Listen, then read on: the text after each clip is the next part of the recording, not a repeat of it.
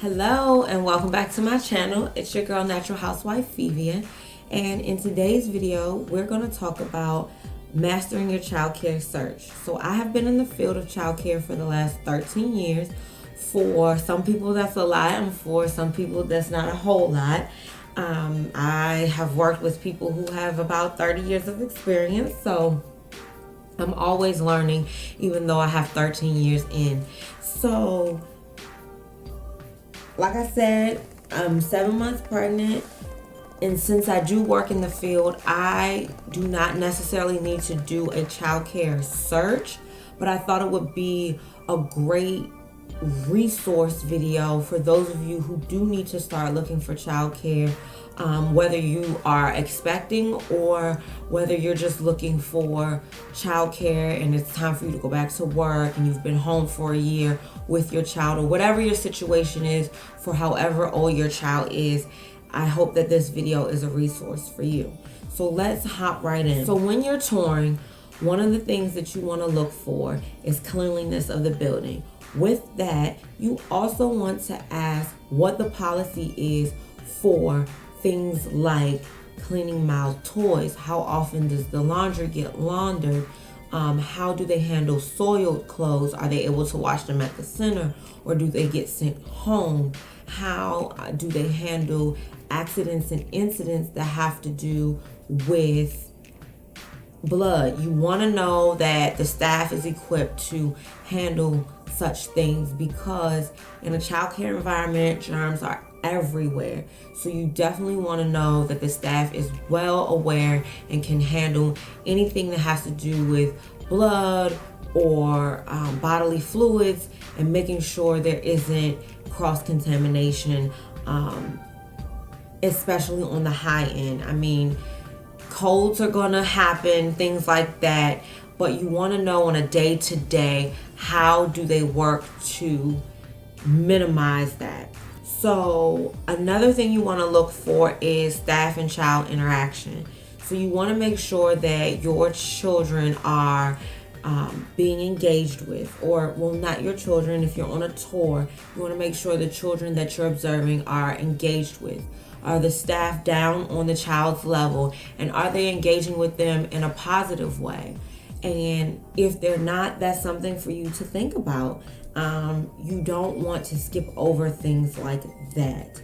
You also want to know or listen to the tone of voice that the teacher has with the children. Do they seem to be frustrated, or do they seem to be confident and can handle the children in the room?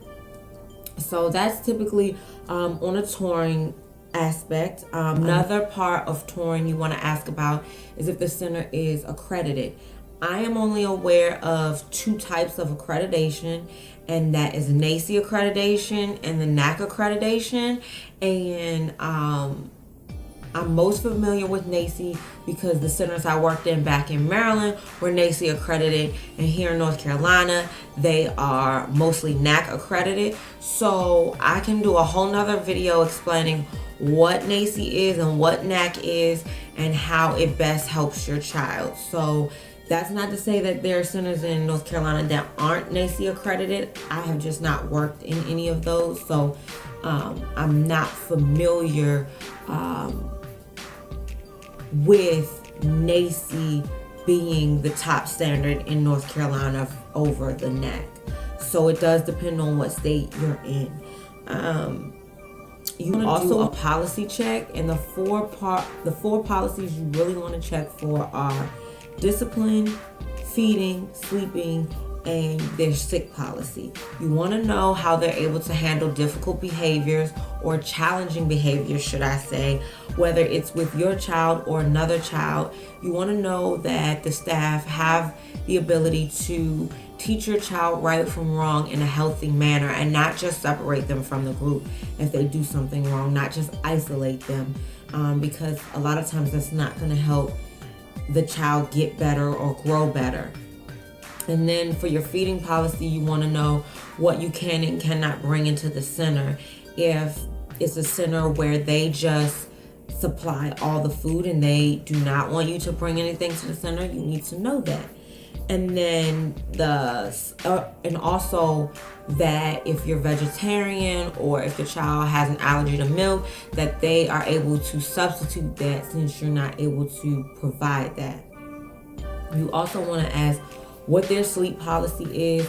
In many centers, you have a sleep policy that in many centers, that means that the infant can be laid on their back and not on their stomach. It is a liability issue for many centers, so you have to be aware and respectful of their policy. A lot of parents that do come in, they want to know why their child can't sleep on their back and that, or on their stomach, and that's the only way they'll sleep, and all of those great things that they want for their child. However, centers do have a liability. So if the policy is that your child, your infant, has to go in the crib and on their backs, then please be respectful of that policy, because centers have a job to do, and that is to keep your child safe. And quite honestly speaking, there's very little you can do to intervene when it comes to a policy. So just be aware of that when you're walking through the door. Definitely ask those questions until you feel comfortable.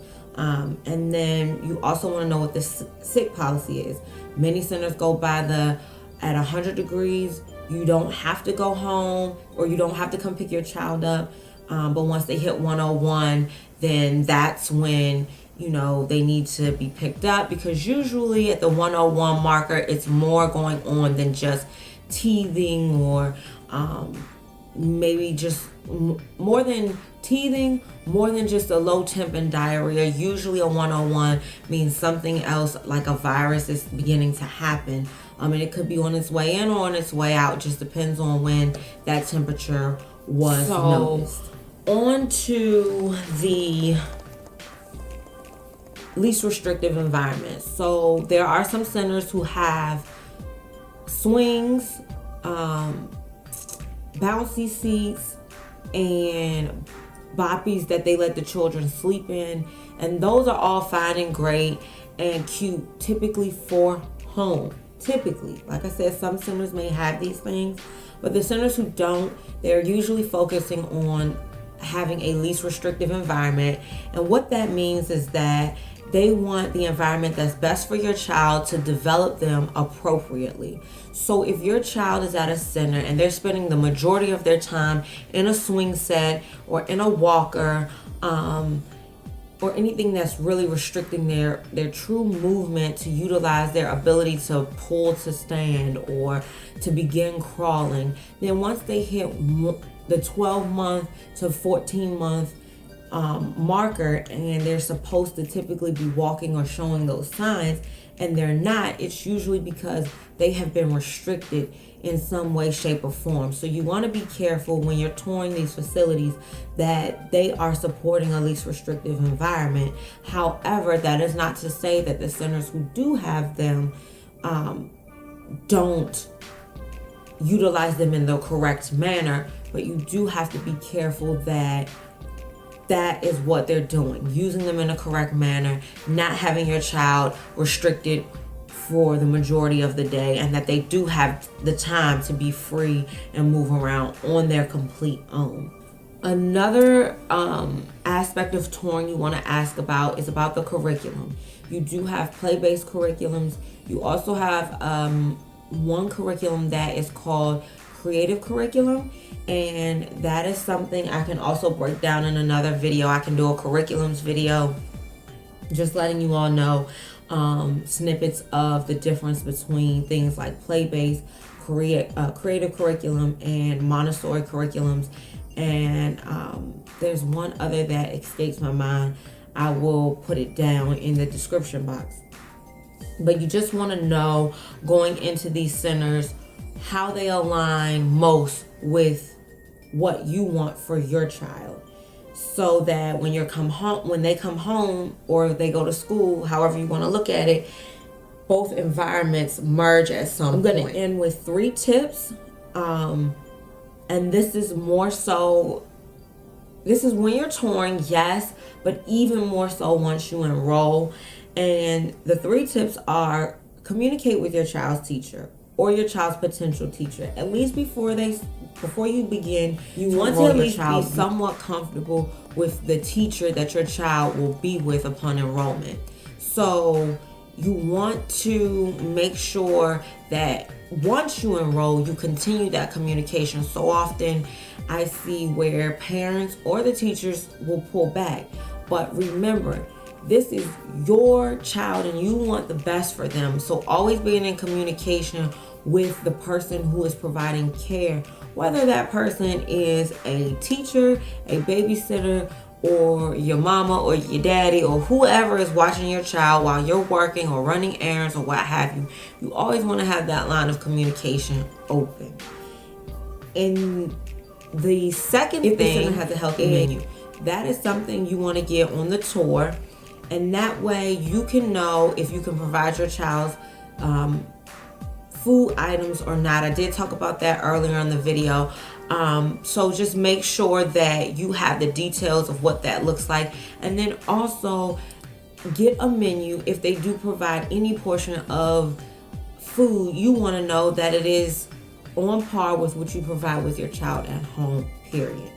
And then the third thing and final thing that I'm going to end with is multi-age classrooms. So if your child is 3 years old and they're going into a classroom that is merged with 4-year-olds, you want to know how the teachers handle that and how administration supports that. So you have to understand that there's a big developmental gap between a young 3-year-old and an older 4-year-old. And if they're in the same classroom together, you want to know that it is handled and your child will always remain safe, and that there isn't any developmental issues that will arise because you have the different age groups. Let's recap. We have talked about what to look for on a tour when it comes to the staff and how they engage with the children, cleanliness in the center, and then we also talked about accreditation and the 4 policies that you need to ask for, which are the sleep policy, the sick policy, discipline, and feeding policies. And then we talked about the least restrictive environment, curriculum, making sure you communicate with your child's potential teacher and teacher thereafter, and then a healthy menu and making sure it's on par with what you feed your child at home.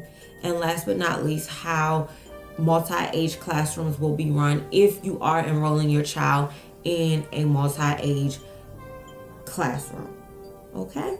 So I hope that this video is a resource for you all, and I can do a whole series on different topics about mastering your child care search. So if you would like to see more videos like this video and comment below what you would like to see or what you would like for me to elaborate on, okay? And until the next video, bye.